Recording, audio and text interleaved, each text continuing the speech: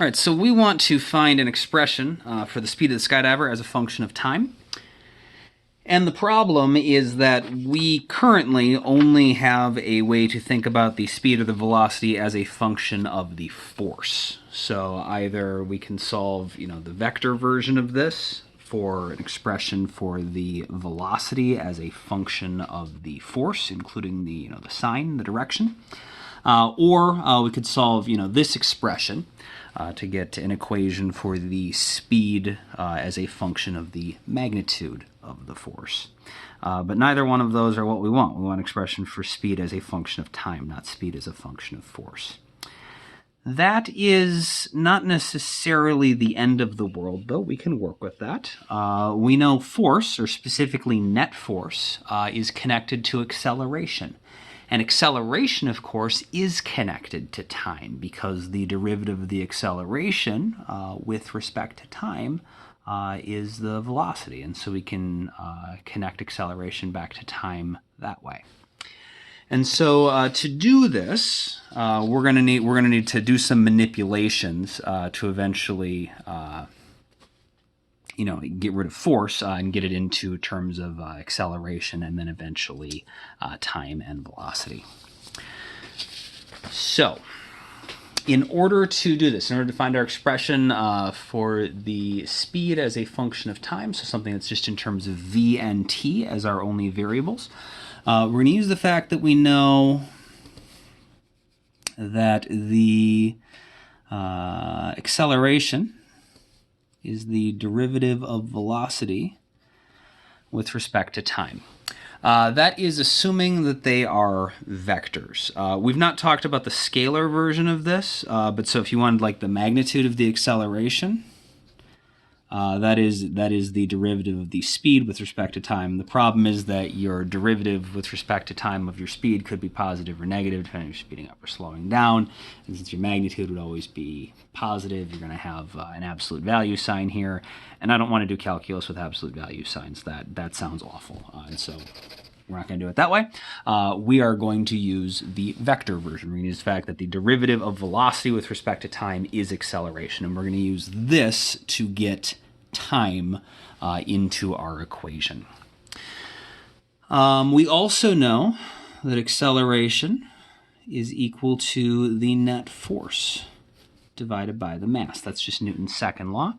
And again, if we're going to do the vector version of acceleration, including directional information, the direction of the acceleration is the same as the direction of the net force, so we need to make sure we are using the vector version of the net force, so it includes the directional information to find the acceleration. And so the problem we are solving is our skydiver who has jumped out of an airplane and started to fall, and then after some extended period of time has reached terminal velocity, terminal speed.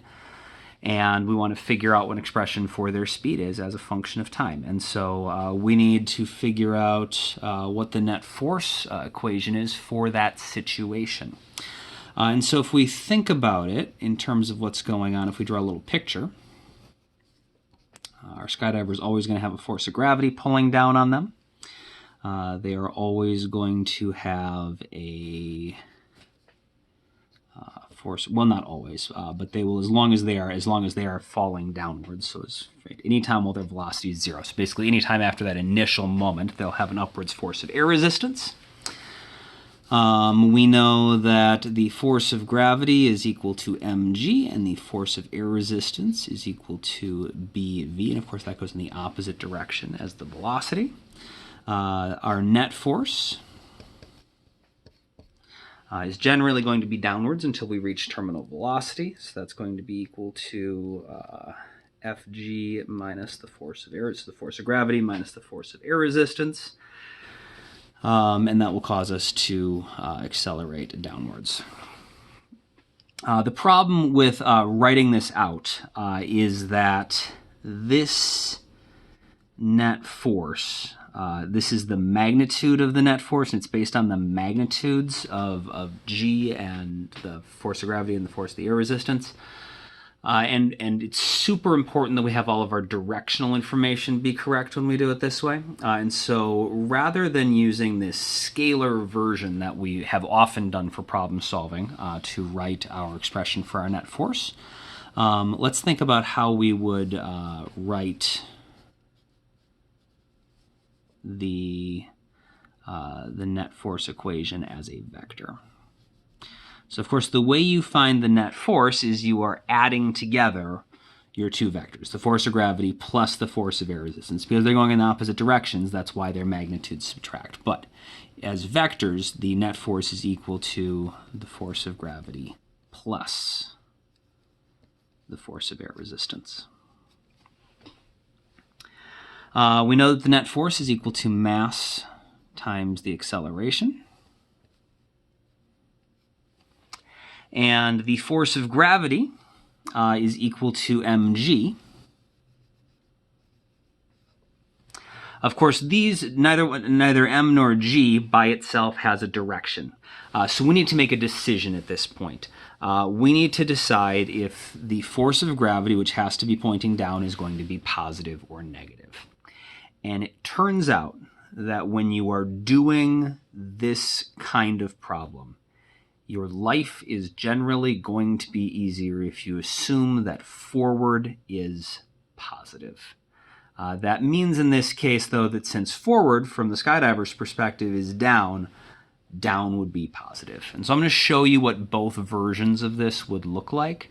But I will just tell you, both for this problem, even though there's going to be a little bit of a mental jump to get this to work in the first place, the math is going to be easier if we have the forward direction, the direction of the velocity, be positive. And in general, this is going to be the best approach to problems like this. So if downwards, which is our forwards direction, is positive, that means the force of gravity is going in the positive direction, so it's m times g. We don't need to add any signs to that. Plus the force of the air resistance. The force of air resistance, the magnitude of that is bv.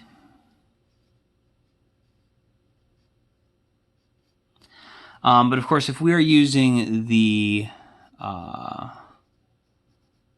vector, if we're using the velocity, our velocity now is going in the positive direction, but we want our air resistance to be in the negative direction. And so the equation for the force of air resistance with velocity has got to be negative bv. And that's actually, we've seen that before, right? So as vectors, the force of the air resistance is negative b times the velocity.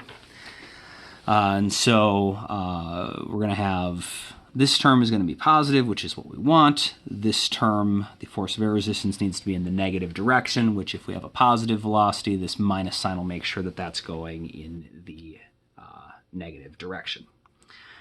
And so that is going to give us ma equals mg minus bv. And so we can get the acceleration equals mg minus bv over m. And we can maybe simplify that one more step and get the acceleration equals g minus, so the m's cancel out there, and we just get bv over m.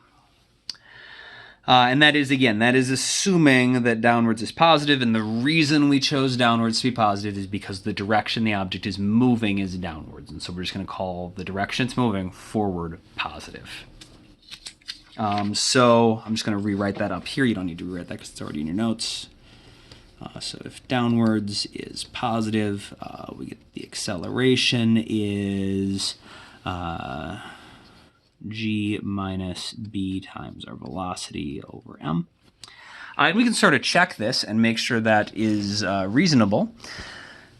We know that when the velocity is 0, that is the moment the skydiver has just jumped out of the airplane, and that should be the one time where there's no air resistance, and so the acceleration should just be g, and sure enough, if we plug 0 in for the velocity, we just get the acceleration is g. And since we're having downwards be positive, positive g would mean we're accelerating downwards. And so that works out. And then, of course, as we get faster and faster and faster, that is going to cause the air resistance to get larger and larger and larger, which means we are going to have a smaller and smaller net force and a smaller and smaller acceleration. And sure enough, if we check this as the velocity gets larger, since the velocity is positive, we subtract our positive term, and we get positive minus our increasing positive term is going to make the acceleration get smaller and smaller and smaller. And so indeed, as the speed increases, the acceleration decreases, which is exactly what we expect. If you have down be negative, what you would wind up with is this. You get the acceleration. So again, if the velocity is 0, you just need the acceleration to spit out g downwards. And so if downwards is going to be negative, you need the acceleration to be negative g. But then what's weird is the sign here doesn't flip. It's still minus, because if you've had down be negative, and since the object is moving downwards, now this term is already negative. And so you need your acceleration to get smaller, so you need your negative g to now be adding a positive term or subtracting a negative term. And so since the velocity is downwards, that is going to be negative, so you need to subtract the negative term for the acceleration to get smaller as the velocity gets larger. Which, it's true, but it's just... It tends to be confusing to try to get this to work out when your velocity is not forward, because it makes writing this second term and getting it to actually work out correctly be confusing to most people. But if this makes more sense to you, that's absolutely fine. But in general,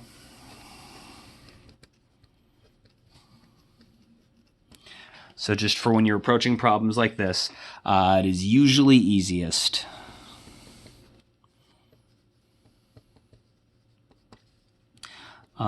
to make the direction of the velocity, the direction the object is moving, be positive. So since our skydiver is always falling downwards, we'll make downwards be positive, and we're going to use this version of the equation. Okay, so we know that acceleration is equal to dv over dt. And so we have acceleration is equal to dv over dt is equal to g minus bv over m. And so now we have, if we look at this part, we have narrowed this down to an expression.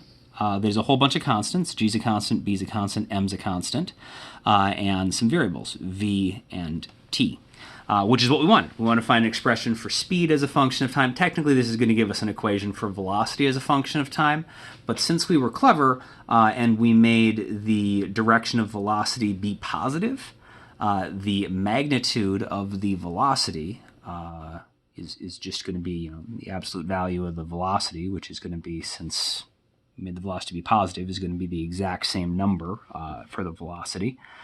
This should also work to find speed as a function of time. But even if you set it up the other way, you would still get an expression for the velocity as a function of time, and you could just take the absolute value to get the expression for the speed. And so the problem is that although we have this just in terms of our constants b, m, and g, and our two variables v and t, it's not actually written as v equals. We want an expression for the speed or the velocity as a function of the time. And so we need to do some mathematical manipulations. And so I'm just going to, we're going to be lazy going forward. We're not going to bother writing the little arrow sign over v all the time. And so just to make sure we're clear on what part we're working with, it's this part of the expression. And so dv over dt equals g minus bv over m. And we need to solve this to get an expression for v as a function of time. So if, right, you have this. What I need to know is what is v equal to as a function of time. And so you can't just move all the stuff over here and get v, like it is right now, because you'll still have this dv over dt term, and we need something we can just plug a time into and get a speed. And so you need to think back to math class, to your calculus class, and how do we do this? We have an expression where the derivative of our velocity is equal to some function of our velocity, but I want to eventually get an expression for just the speed of the velocity as a function of the time. And so think about how you would solve this. This is a differential equation. Think about how you would solve that. Remember, our parameters for our problem is that we have a skydiver who has jumped out of an airplane.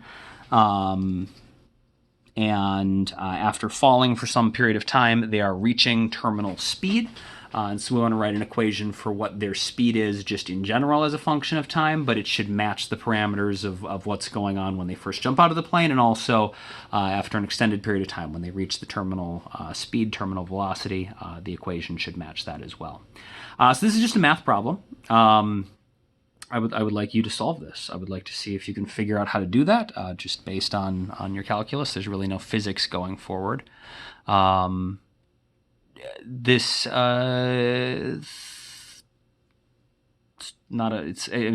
a doable problem, but it's not simple, so it's going to take some time. And so sit down with your notebook and try to solve this. And then once you've gotten as far as you can, whatever that is, go ahead and watch the next video, and we'll go over the solution.